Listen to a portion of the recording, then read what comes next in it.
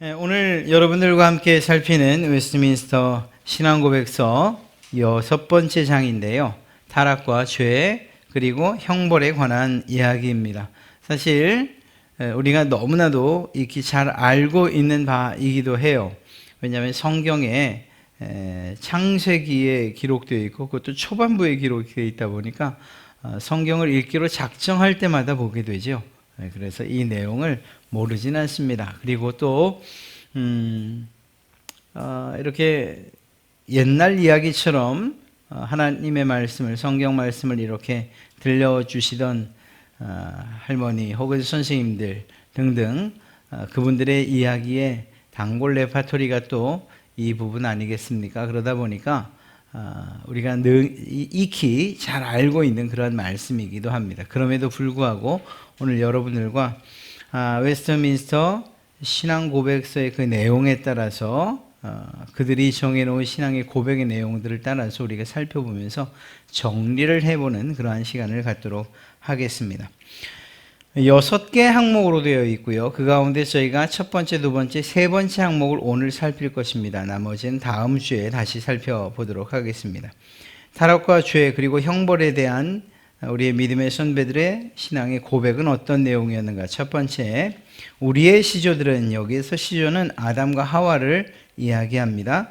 우리의 시조들은 사탄의 관계와 시험에 유혹되어 금지된 열매를 먹음으로 범죄하였다. 하나님께서는 이러한 그들의 죄를 자신의 지혜와 거룩한 계획에 따라서 허락하시기를 기뻐하셨는데 이는 자신의 영광을 드러내도록 그것을 계획하셨기 때문이다. 네, 여기에서 가장 중요한 것은 사탄의 관계와 시험에 유혹되었다라는 부분입니다.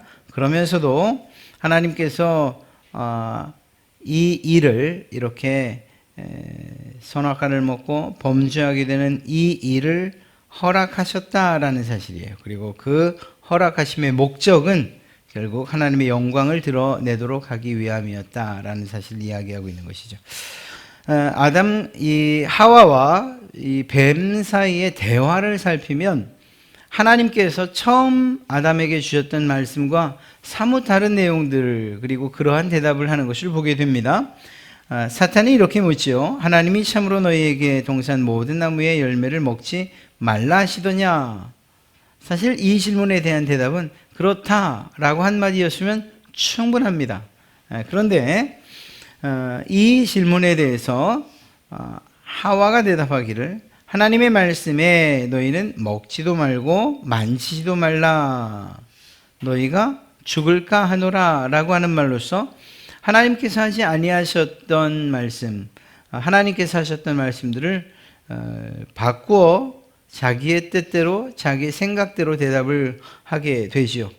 하나님께서는 정령 죽게 될 것이라고 말씀하셨음에도 불구하고 죽을지도 모르겠다라는 대답을 합니다. 그러한 틈새를 사탄은 결코 놓치지 않습니다. 이 대답하기를 너희가 결코 죽지 않을 것이다 라는 이런 확신에 찬 이야기와 함께 오히려 그것을 먹을 때에 더욱 너희가 눈이 밝아지고 또 너희 자신을 깨닫게 되고 더 나아가 하나님과 같게 될 것이다 라는 말로서 유혹을 하게 되지요. 자, 이러한 과정 가운데에서 우리는 이 범죄가, 즉 하나님 앞에 죄를 짓고 그리고 하나님의 불순종하게 되는 이런 과정들을 보게 됩니다. 하나님의 말씀에 대한 의심을 가지고서 유혹이 시작된다는 사실입니다. 과연 그런 이 하나님이 하신 말씀이 정말일까? 진짜일까? 그리고 그러한 의심은 불신으로 이어지고요. 믿지 못하겠어. 그리고 그 불신은 불순종. 그러니까 내가 하나님의 말씀대로 따라 사는 것은 어리석은 일이야. 불순종으로 적극적으로 나타나게 되고 그 불순종은 바로 범죄로 이어진다는 사실을 알 수가 있습니다. 오늘 아담과 하와의 이야기, 이 죄의 처음 범죄하는 과정에 관한 이야기뿐만 아니라 성경에 기록된 모든 죄악들이 다 그렇다는 것을 알 수 있어요. 가데스 바네아에서의 이야기도 보십시오. 12명의 정탐꾼들이 정탐을 하고 돌아와서 10명이 이야기하는 것과 2명이 확신에 차서 하나님의 편에서 이야기할 때에 그 백성들의 마음은 누구에게 더 마음이 더 갔습니까? 더 쏠렸습니까? 10명의 정탐꾼. 그리고 이러한 의심과 그리고 불평과 원망은 결국 불신으로 이어졌고, 그 불신은 불순종으로 이어졌고, 더 나아가서 하나님을 향해서 돌을 드는 이러한 죄악으로 이어졌다는 사실을 알 수가 있어요.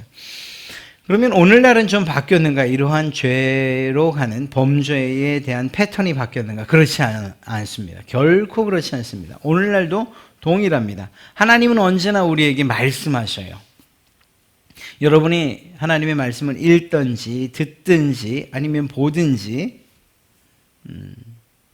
혹은 다른 사람들의 권고를 통해서 깨우쳐 주시든지 간에 하나님은 언제나 하나님의 말씀을 정의롭고 공의로운 말씀, 선하고 의로운 말씀들을 하셔요. 그런데 그 말씀에 대해서 우리 안에 유혹하는 소리들 혹은 밖의 유혹들을 통해서 우리가 그 말씀에 의심을 갖게 되고, 또 그 의심은 불평과 원망으로 이어져 가고, 그것이 점점 자라서 불신이 되고 그리고 불순종으로 이어지는 이러한 똑같은 패턴을 가지고 있다는 사실을 우리는 잊지 말아야 합니다.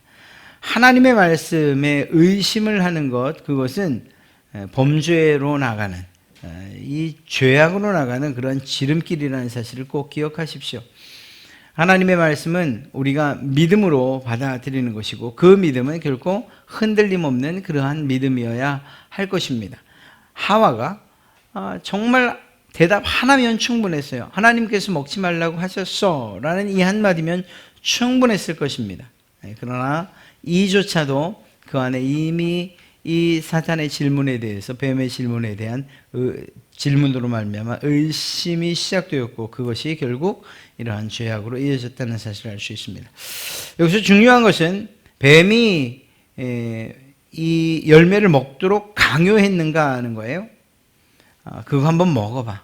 이거 먹어도 괜찮아 라고 이야기하고, 그리고 그것들을 먹도록, 강제로 먹도록 했는가? 아니면 하나님께서 이 선악과를 먹도록 강요했는가? 성경은 결코 그러한 부분에 대해서 이야기하고 있지 않아요. 무슨 말인가 하면 뱀이 한 것은 유혹이었고, 그리고 그 먹는 결정은 결국 하와와 그리고 아담이 했다라는 사실을 우리는 명심해야 됩니다. 자, 여기에서 우리가 지난주 또 몇 주간 계속 살폈던 하나님께서 악의 창조자이신가, 악의 조성자이신가 라는 이러한 질문이 오늘도 적용되는 겁니다. 왜 하나님은 그들이 범죄할 줄 알면서도 선악과를 그 동산에 두셨는가? 그리고 그것을 굳이 먹지 말라고 하셨는가? 라는 등등. 그러니 하나님께서 이 하나님 편에 이 모든 범죄에 이 원인이 있는 것 아닌가? 이런 오류를 주장하고 있는 사람들이 있는데, 그 말은 결코 옳지 않다는 것입니다. 하나님께서 그것들을, 즉 선악과를 먹도록 강제로 요청하시거나 혹은 사탄조차도 그것을 강요하지 않았다는 사실을 성경은 분명히 하고 있기 때문입니다. 유혹은 했습니다. 그러나 그 일에 대한 책임은 결국 아담과 하와가 져야 됐어야만 했다는 것, 즉 유혹에 굴복함으로 범죄하게 되었다는 것이죠. 그런데 그러한 범죄 그리고 죄악까지도 하나님께서 하나님의 완전한 선을 이루시는 일에 사용하셨다라는 것입니다. 그들의 죄악을 이미 아셨고, 죄 지을 것을 아셨고, 그들에 대한 구원의 계획을 3장 15절에서 세우시는 것을 우리는 보게 되죠. 그보다 더 먼저 본다면 인간들의 수치를 가리기 위해서 지어주셨던 가죽옷을 생각해 볼 수 있을 것입니다. 가죽옷이 그냥 만들어지진 않죠.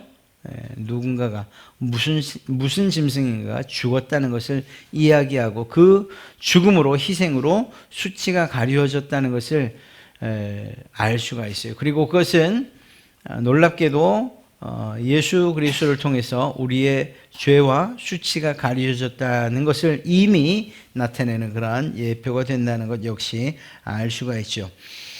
하나님께서 중요한 것은 이것입니다. 하나님께서 그들에게 범죄에 대한, 죄에 대한 책임을 물으시지요. 그리고 그 죄를 징계하십니다. 이렇게 책임을 물었다라고 하는 이것 자체만으로도 아담과 하와가 자신들이 받은 바 이 죄의 유혹을 거절하고 거부할 수 있는 능력이 그들에게 도덕적 능력이 있었다라는 것을 의미하는 것입니다. 만약에 하나님께서 그들이 도저히 거부할 수 없는, 정말 강제적으로 또 자신의 뜻과 상관없이 그냥 할 수밖에 없는 그러한 범죄였다라고 한다면 하나님은 그들에게 책임을 묻지 않으셨을 겁니다. 그렇게 만들어진 존재였다라고 한다면 말입니다. 죄를 짓도록 만들어진 존재였다고 하면이요. 그러나 하나님께서 이렇게 책임을 물으셨다는 것은 그들이 도덕적으로 이러한 유혹을 거부할 능력이 있었다라는 사실을 전제하고 있는 것이죠. 그러니까 누구의 책임입니까? 아담과 하와의 책임이라는 사실을 우리는 분명히 알 수 있어요. 이게 지금 왜 이러한 사실들을 이야기하고 있는가? 사랑하는 성도 여러분, 우리가 신앙생활을 하다가 혹은 사회생활을 하다가 죄를 지을 수 있어요. 그런데 그것들을 변명하려고 해서는 안 돼요. 누구 때문에 혹은 내 상황이 그러다 보니까 내 처지를 좀 살펴주십시오. 내가 이 죄를 짓지 않고는 살 수가 없었습니다라고 말할 수 없다는 거예요. 그리고 무엇보다도 누구 때문에 혹은 처지 때문에, 환경 때문에 이렇게 누구 때문에라고도 이야기할 수 없는 그 죄는 그가 책임져야 되는 것입니다.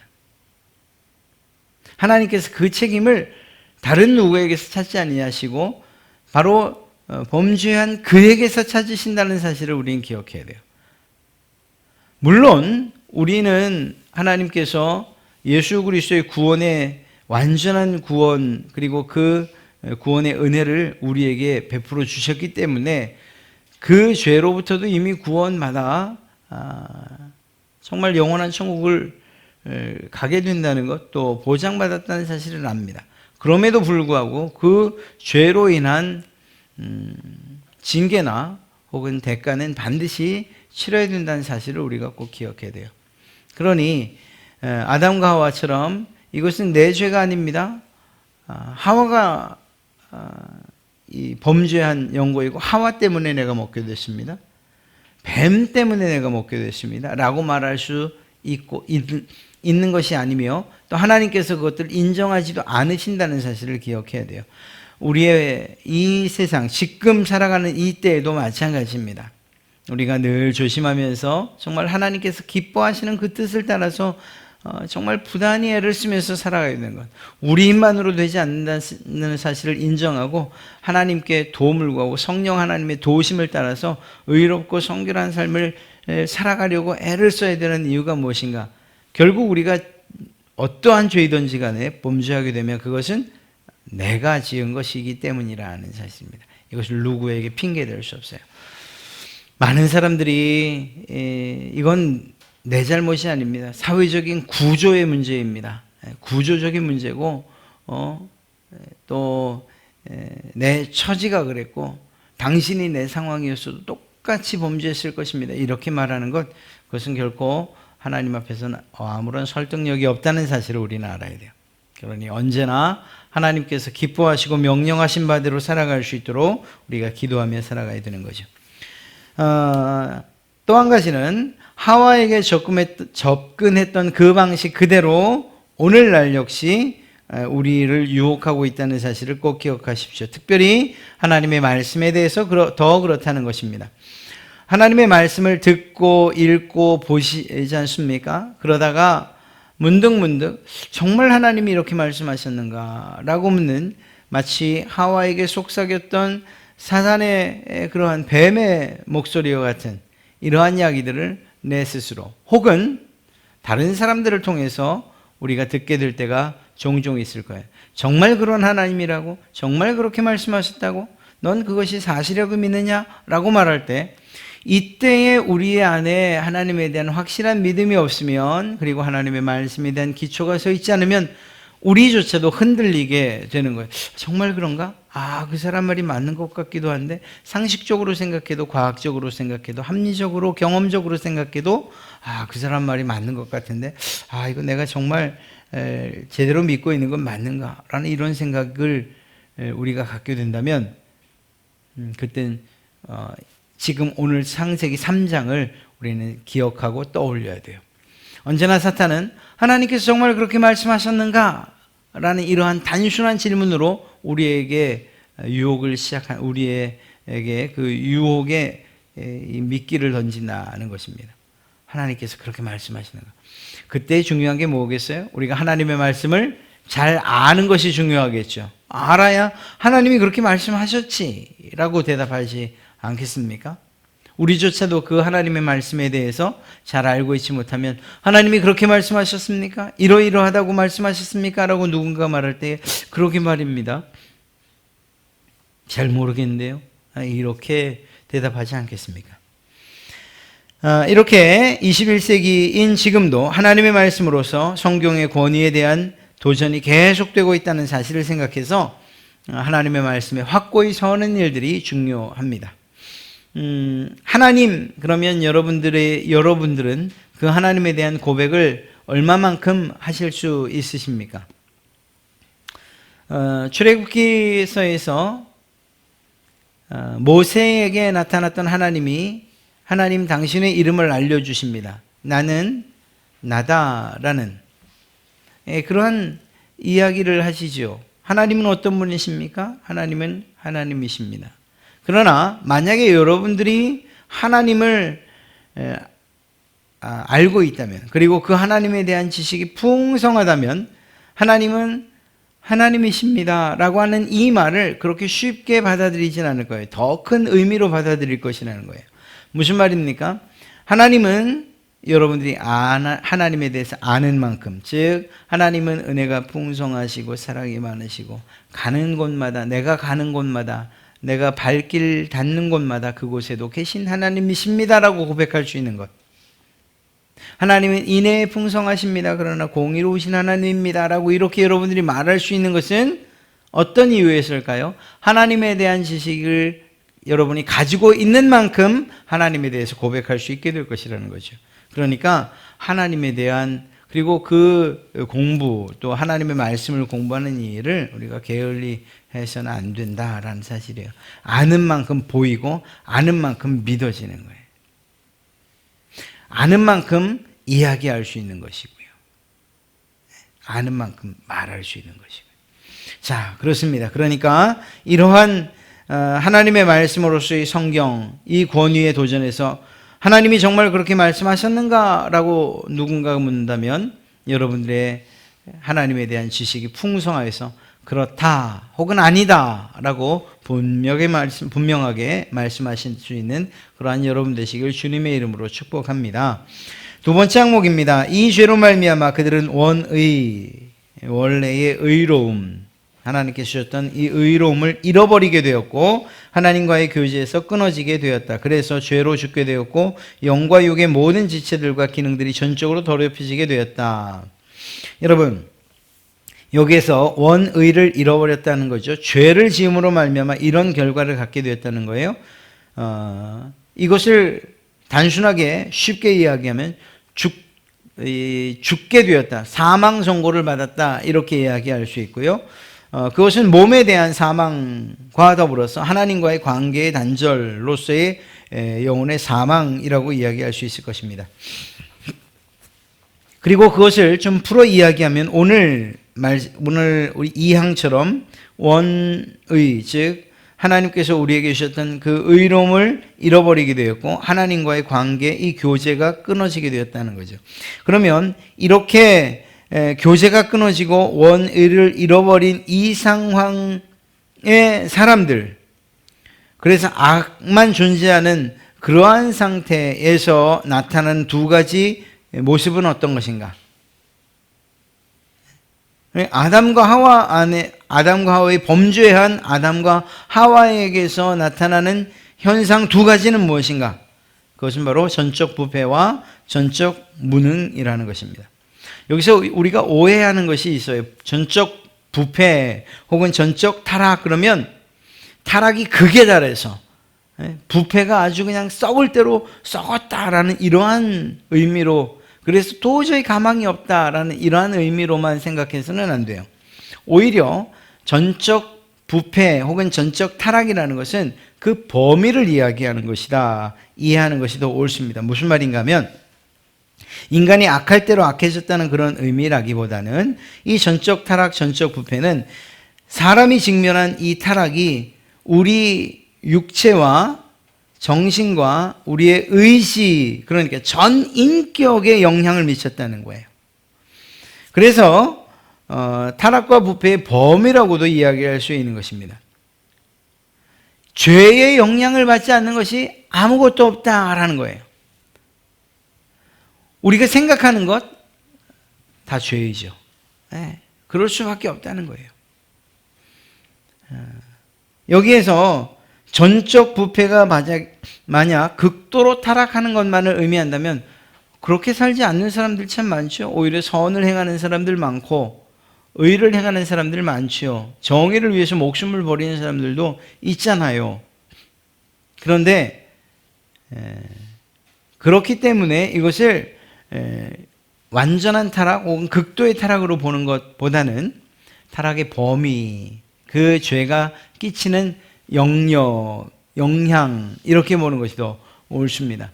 비록 그들이 선한 일을 행한다 할지라도 결국 그들은 그 몸과 그 의지와 그 생각과 그 정신은 이미 죄의 영향력 아래에 있다라는 것이죠.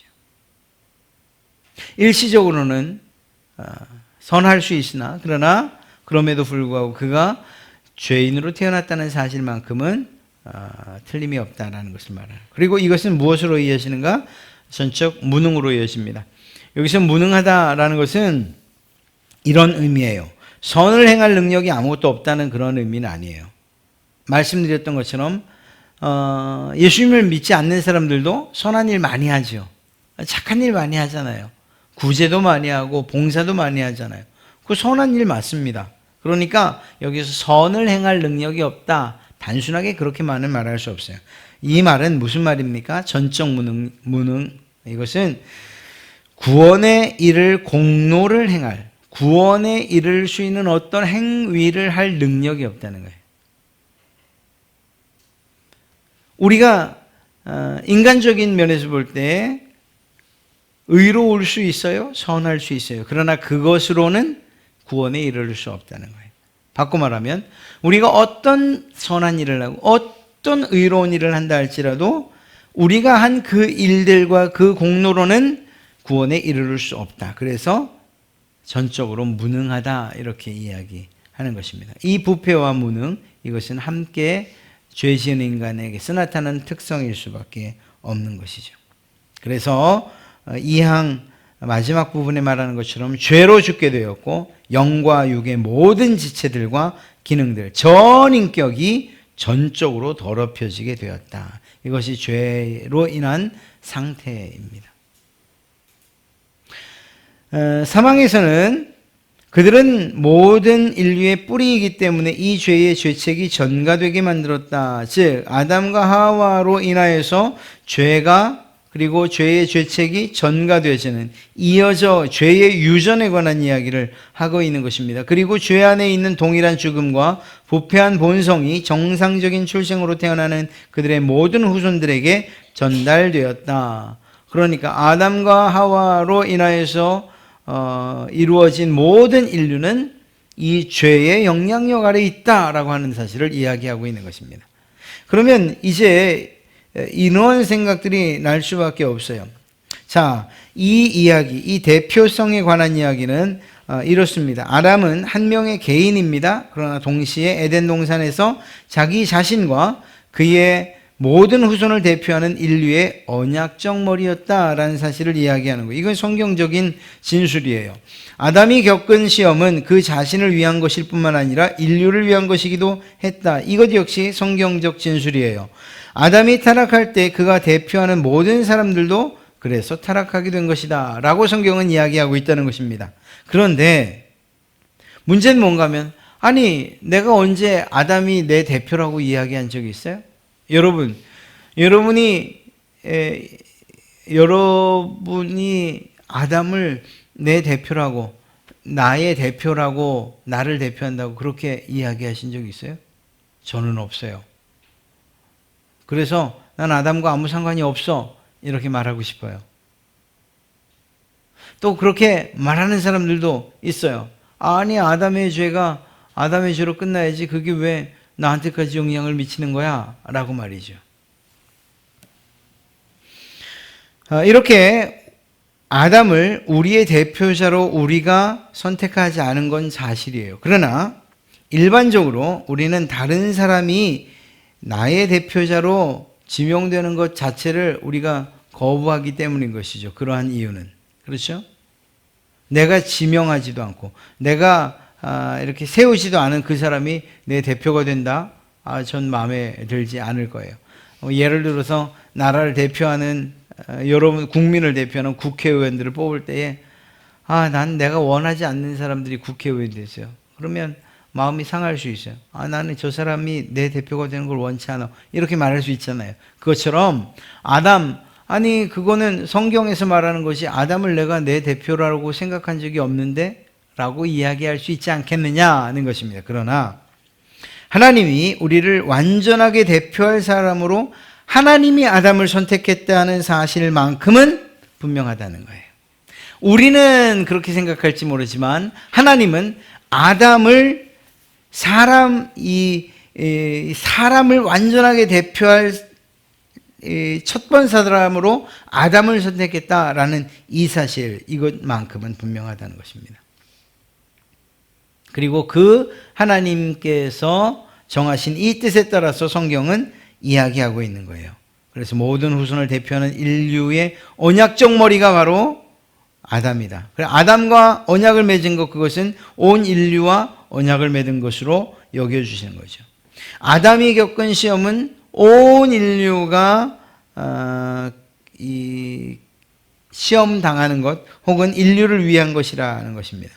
결국 아담이 대표로 타락을 했고 모든 사람들도 타락하게 됐다. 자, 이렇게까지만 되면 우린 절망이고 도대체 이것이 무슨 하나님의 사랑이란 말인가? 또 다른 대표 세워서 그 사람도 한번 테스트 해봐야지 이렇게 생각할 수 있습니다만 놀랍게도 이렇게 끝나지 않아요. 하나님께서 대표로 이 모든 인류의 대표로 삼은 사람이 아담만은 아니었다는 거예요. 누구죠? 예수 그리스도.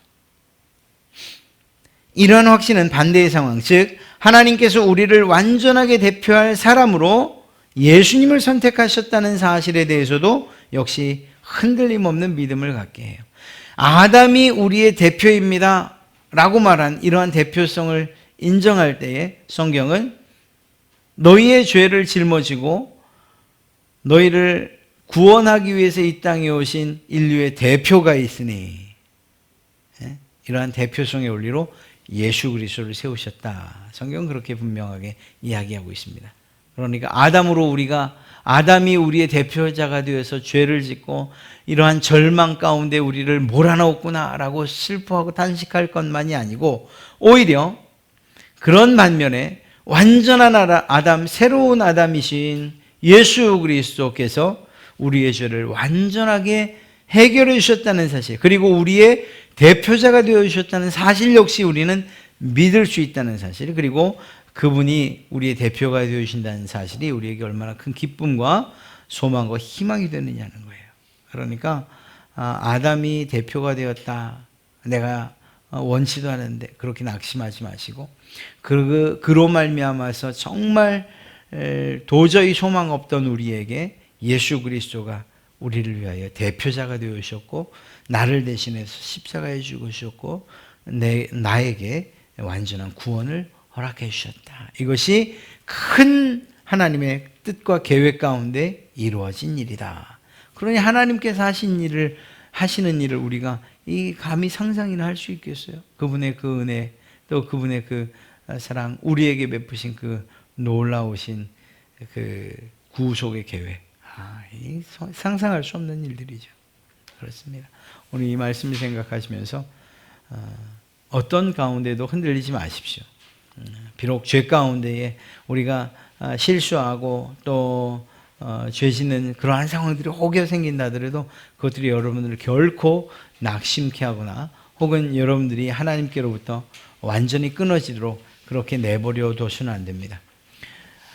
아담이 우리의 대표였던 것처럼 예수 그리스도가 우리의 언약의 새로운 대표자가 되어주셔서 우리를 완전히 구원해 주셨고 우리에게 이 구원을 허락해 주셨다는 사실, 이것이 얼마나 큰 기쁨입니까? 이러한 사실들을 생각하면서 오히려 하나님께 감사와 천성과 영광을 올리시는 그러한 여러분들 되시기를 주님의 이름으로 축복합니다.